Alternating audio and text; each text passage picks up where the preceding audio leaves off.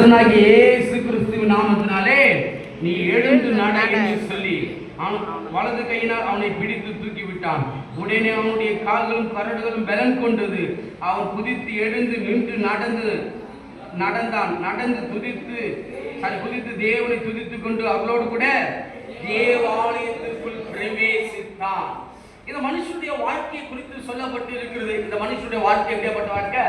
தாயின் வயிற்றில் இருக்கும்போதே சப்பானியா பிறக்கும் போதே இயற்கையாகவே அவன் அப்படிதான் பிறகுறான். சில பேருக்கு அது செயற்கையா இருக்கணும். நல்லா இருந்திருப்பாங்க, திடீர்னு எல்லாம் ஆயிட்டு இருக்கும், நடக்க முடியாம போயிருக்கலாம், இல்ல கால்கள் கைகள் செயலில் இருந்து போயிருக்கலாம்.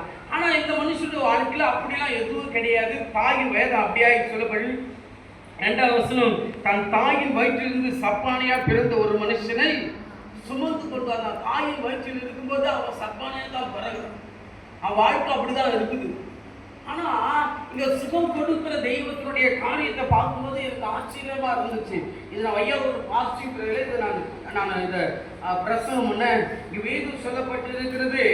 தாயின் வயிற்றில் இருக்கும் போதே சப்பானியா பிறந்த ஒரு மனுஷனை கர்த்தர் சுகப்படுத்துற இயற்கையாகவே சுகம். இன்னைக்கு நம்முடைய வாழ்க்கையில தாயின் வயிற்றில் இருக்கும் போதே சில பேர் சொல்லுவாங்க, நான் பிறந்த இடமும் சரி கிடையாது, வந்த இடமும் சரி கிடையாது. பிறந்த இடத்துல கஷ்டத்தை அனுபவிச்சா இந்த இடத்துல அதே கஷ்டத்தை அனுபவிக்கிறார். நீங்க எந்த இடத்துல நீங்க இருந்தாலும் கர்த்தர் உங்க வாழ்க்கையில ஒரு பெரிய மாற்றத்தை தருகிறவராகவே இருக்கிறார். ஆண்டவராகிய இயேசு கிறிஸ்து உடைய வாழ்க்கையில இந்த நாட்களில ஒரு பெரிய மாற்றத்தை தேவன் கொடுத்து அநேக ஜனங்களுக்கு கர்த்தர் ஆசீர்வாதமாய் வைக்கிறவராக இருக்கிறார். இப்ப தொடர்ந்து